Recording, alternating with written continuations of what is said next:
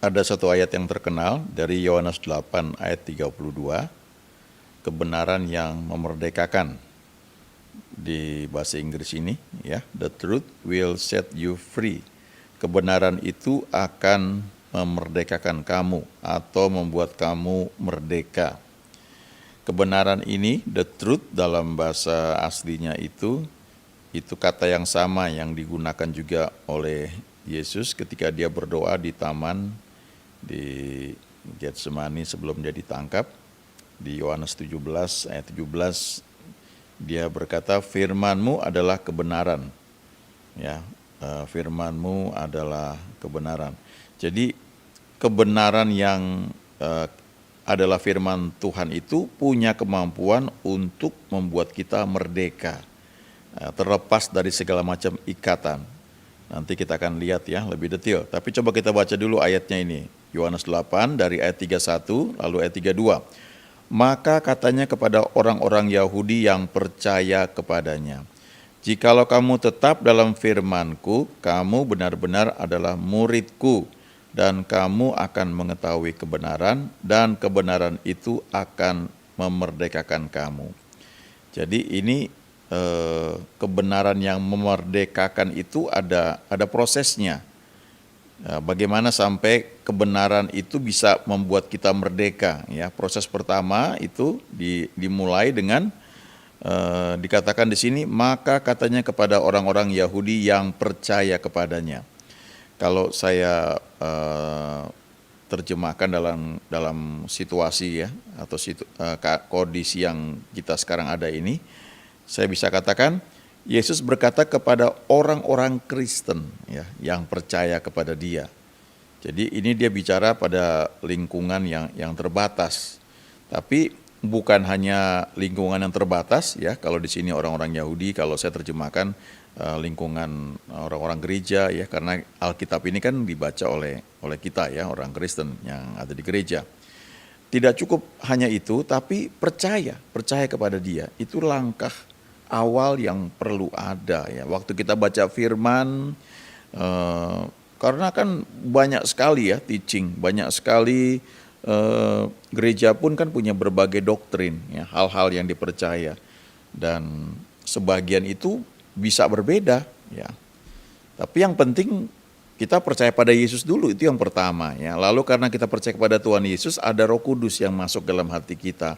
Roh Kudus itu akan menuntun kita, memimpin kita ke dalam seluruh kebenaran. Tetapi perlu kerjasama dari kita, ada kerelaan mau dipimpin, mau diajar. Ya, ada kerinduan juga mau belajar. Kalau enggak ya enggak bisa ya. Nah, kemudian ketika kita mulai mendengar sesuatu ya dari firman, kita mendapatkan satu teaching dari seorang hamba Tuhan, tentunya perlu tuntunan Roh Kudus, tapi diperlukan juga sikap hati kita mau belajar dan akhirnya mau percaya. Ya, itu yang pertama. Lalu dikatakan tetap dalam firman-Ku. Selanjutnya nggak cukup percaya saja, tapi tetap dalam firman-Nya, dalam teaching-nya, dalam pengajarannya itu. Nah, kemudian kalau kita tetap di situ, ya artinya kita terus bertumbuh dalam pengenalan kita akan Dia, dari firman yang kita baca, kita putuskan, kita percaya, ya kita terus merenungkannya, mempelajarinya, maka kamu benar-benar adalah murid-Ku. Yang ketiga itu adalah menjadi murid ya. Kata murid itu disciple bahasa Inggrisnya. Ada disiplin, ada pembentukan dari Tuhan. Kita akan dibawa lebih jauh lagi, misalnya dibangunkan waktu pagi untuk berdoa, mau apa enggak ya. Kalau murid yang sekolah kan mesti bangun pagi, mesti mandi, mesti ke sekolah, mesti belajar, nanti mesti ujian, udah gitu bayar uang sekolah lagi. Jadi ini seorang murid ya, ada disiplinnya, ada pembentukannya. Baru dikatakan kamu akan mengetahui kebenaran. Dan kebenaran yang kamu ketahui itu akan memerdekakan kamu. Kebenaran yang kamu ketahui itu akan membuat kamu merdeka dari penyakit. Akan membuat kamu sembuh, akan membuat kamu diberkati, akan membuat kamu sukses, dan banyak hal lain lagi ya. Nah, cuma yang sering jadi masalah adalah ketika firman diberitakan, bersamaan dengan itu juga akan datang aniaya, ya, untuk mencegah firman itu supaya nggak berbuah dalam kehidupan kita. Ini kalau terjemahan bahasa Inggris salah satunya bentuknya seperti ini ya. If you hold to my teaching, ya. Kalau kamu terus ikuti pengajaranku, you really are my disciples. Kamu benar-benar muridku yang sesungguhnya. Kamu itu benar-benar murid-muridku yang sesungguhnya. Then you will know the truth. Maka selanjutnya kamu akan mengetahui kebenaran, dan kebenaran itu akan membuat kamu merdeka, ya. Merdeka dari apa? Dari ikatan dosa, dari kematian, dari penyakit, dan banyak hal yang lain, ya.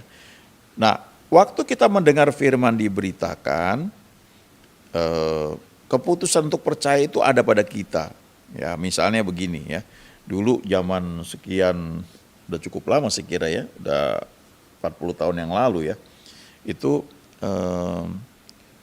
ada persekutuan, ya, yang karismatik itu seringkali ditolak, ya, dianggap sesat, ya, karena berbahasa roh misalnya, atau hal-hal yang banyak lah yang disebut di 1 Korintus 14, ya. Itu tentang karunia, ada kesembuhan, ada mujizat, ada karunia iman, ada karunia berbahasa roh, ya, ada karunia menafsirkan bahasa roh, karunia nubuat dan sebagainya. Nah, waktu itu sesuatu yang sangat asing. Jadi sebagian besar gereja saya kira itu menolak, ya. Tapi sekarang banyak gereja yang sudah di dalam ibadahnya itu bukan hal yang aneh kalau ada yang berbahasa roh atau ada nubuat, ya, dan mujizat terjadi, itu bukan hal yang aneh lagi.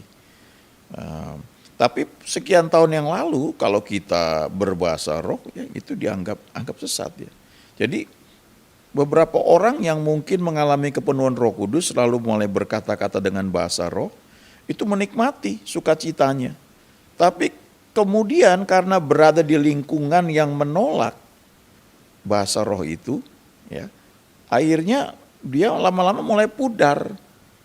Nah, akhirnya bisa mulai meragukan, oh jangan-jangan itu cuma pengalaman emosi saya, jangan-jangan itu cuma mungkin pikiran saya aja yang ikut-ikutan, ya. Dan banyak orang-orang yang menghadapi hal seperti itu, ya. Saya juga ada masanya berpikir gitu, wah ini karena ada orang-orang yang mungkin cukup saya segani dalam kerohanian itu menolak hal itu, ya. Jadi sempat agak ragu, ya. Tapi ya puji Tuhan saya berada di lingkungan yang terus membawa saya itu makin mengerti bahwa bahasa roh itu memang real, ada. Dan itu membuat kalau saya sering pakai, roh saya itu akan makin peka, makin dominan. Jadi waktu saya berdoa, ya, atau mendoakan orang itu sering sesuatu yang istilahnya profetik atau sesuatu yang menyangkut orang tersebut itu bisa keluar, ya, tanpa direncanakan, tanpa tahu, ya. Itu karena waktu berbahasa roh itu membuat roh saya itu aktif, ya, makin dominan. Nah, ini yang Tuhan berikan buat kita, tapi kita mesti berada dalam lingkungan yang memang mengajarkan hal itu. Nah, kalau kita pindah-pindah, ntar kita dengar lagi orang lain bilang itu sesat, ya, lalu kita banding, kita ribut, kita jadi jembatan yang mempertemukan, mengadu berbagai pendapat yang saling beda gitu, ya. Kita nggak dapat apa-apa, ya. Kita tidak mengetahui kebenaran yang memerdekakan pada akhirnya. Soal lain lagi, misalnya soal kesembuhan, ya. Sebagian gereja itu menolak kesembuhan ilahi, ya. Bahkan saya punya teman dulu di kantor pernah bilang, ya, ketika ada hamba Tuhan yang membuat KKR di Jakarta, kesembuhan ilahi terjadi, ya. Ini teman, ya, bilang, gue lebih baik ke dukun daripada ke situ, katanya.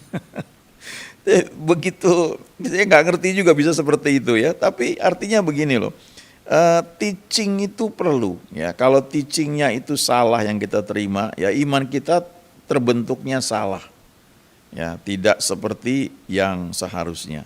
Teaching, ya, teaching dari firman Tuhan. Terjemahan lain dari English Standard Version kalau nggak salah nih, ESV. Dikatakan, if you abide in my word, ya sama ya seperti bahasa Indonesia. Jikalau kamu tinggal dalam firmanku, you are truly my disciples and you will know the truth and the truth will set you free. Jadi kebenaran yang kita ketahui itu akan membuat kita merdeka. Tapi kita harus tetap dalam teaching itu. Saya pernah baca satu buku ya, seorang hamba Tuhan yang Tuhan pakai. Dia pernah menggembalakan selama 12 tahun satu gereja lokal.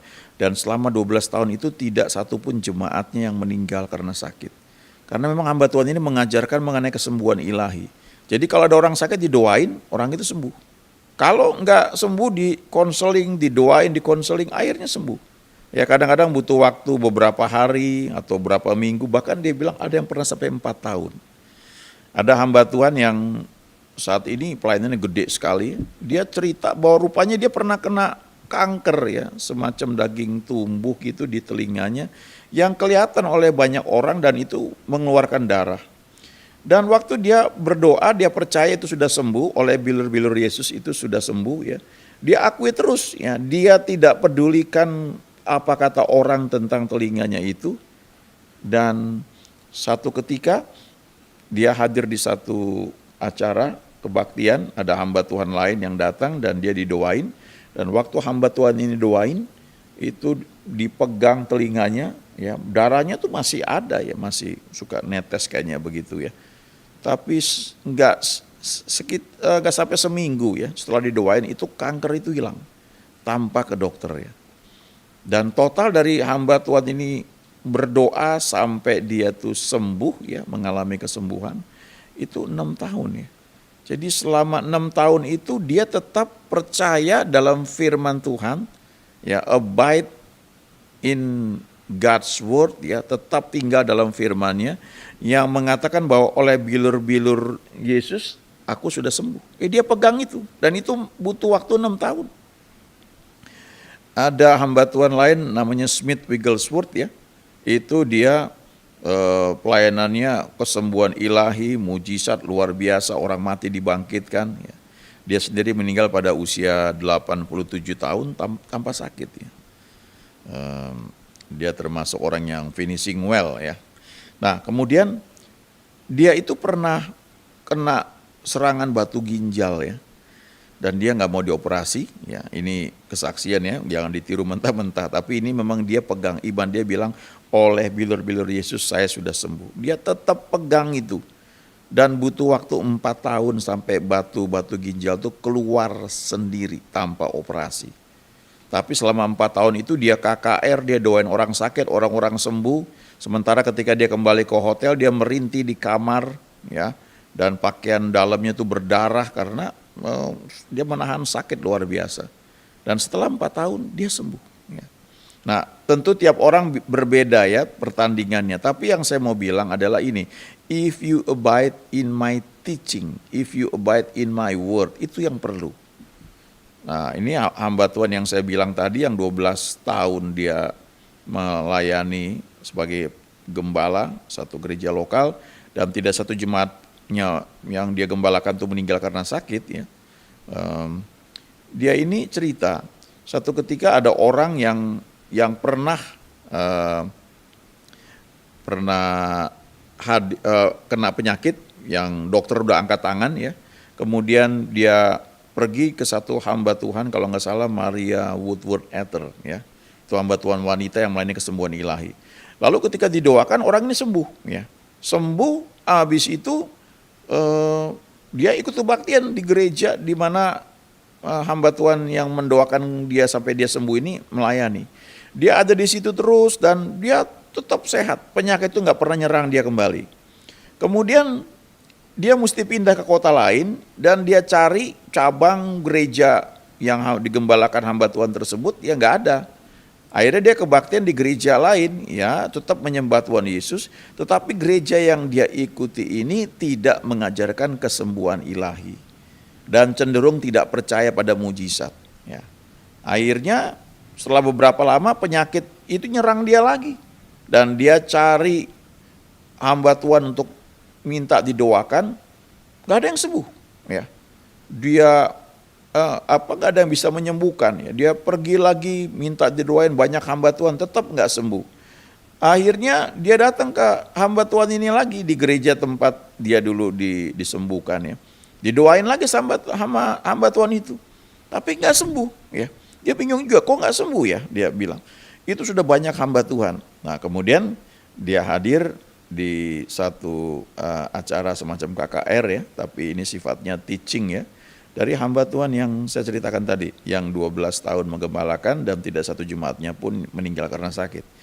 Dan waktu dia dengerin teaching hamba Tuhan ini, dia mikir ya, kan banyak hamba Tuhan sudah doain saya, masa nggak ada sih urapannya ya? Apalagi orang yang pertama kali doain saya, kan mestinya ada urapannya. Ini pasti yang salah ini saya, bukan mereka. Ya, mereka tuh sudah berikan, tapi ini belum nyampe ke saya. Ya kira-kira begitu ya. Kemudian akhirnya tiba-tiba dia ngerti, oke, saya mau percaya, saya mau terima. Dan ketika didoain, ditumpangi tangan, langsung dia sembuh. Ya. Dan belakangan dia ngerti, rupanya setelah dia sembuh, dia itu juga tetap perlu dijaga pikirannya lewat teaching, lewat pengajaran, lewat firman yang memang mengakui kesembuhan ilahi itu ada dan tetap ada. Jadi kalau kita itu keluar dari teaching ya kita cenderung gak percaya, maka kita terbuka terhadap serangan apa yang sebelumnya kita tuh sudah bebas ya, misalnya sudah disembuhkan, kita percaya kesembuhan ilahi, kesehatan ilahi itu Tuhan berikan buat kita, ya kita menikmati itu. Nah, firman ini perlu tetap kita pegang, kita jaga ya. Kita perlu tinggal di situ. Itu sebabnya kalau kita berada di lingkungan yang berisi ketidakpercayaan, maka banyak janji Tuhan yang Tuhan berikan malah nggak jadi dalam hidup kita ya. Itu perlu kita jaga dengan baik ya. Saya punya ada orang cerita ya, dia punya ibu sakit ya. Ibunya ini tinggal sama dia doain sembuh. Tapi kemudian ibunya tinggal sama adiknya ya. Habis itu sakit lagi. Rupanya adiknya ini walaupun percaya Tuhan ya, tapi tidak percaya kesembuhan ilahi. Atmosfer ketidakpercayaan itu sangat mempengaruhi. Jadi baik-baiklah cari atmosfer pertumbuhan rohani di mana kita tuh bisa terlindungi dan terus bertumbuh di dalam Tuhan. Ya, salah satunya ya kita juga berbahasa roh ya, membangun iman kita.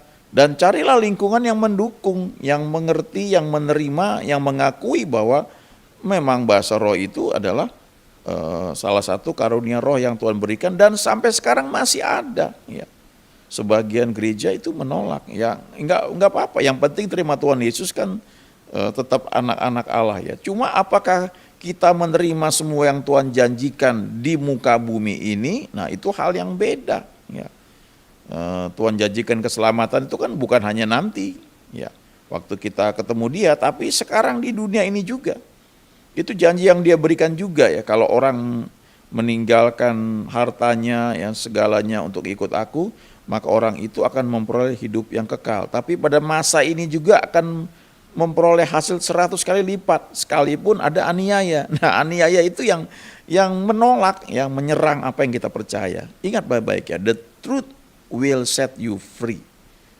Kebenaran yang kamu ketahui itu akan membuat kamu merdeka, wawasanmu luas, kamu melihat begitu luas ya, yang Tuhan percayakan, Tuhan berikan kepada kita. Itu seperti Abraham ketika Lot sudah berpisah dengan dia, Tuhan bilang begini, pandanglah ke sekelilingmu, sebab semua yang kamu lihat itu akan kuberikan kepada engkau dan keturunanmu. Ya. Jadi jaga pikiran kita, ya, percaya firman yang telah kita dapat, lalu continue dalam firman itu, dalam teaching itu. Ya, bangun kehidupan kita secara pribadi dengan berbahasa roh, dengan membaca firman, merenungkan firman, dan jaga dari lingkungan yang cenderung menghambat, ya, lingkungan ketidakpercayaan. Hati-hati ya, supaya jangan benih iman yang sudah tumbuh itu jangan mati, tapi terus bisa bertumbuh dan akhirnya meraih semua janji yang Tuhan berikan bagi orang percaya. Ya, haleluya. Amin.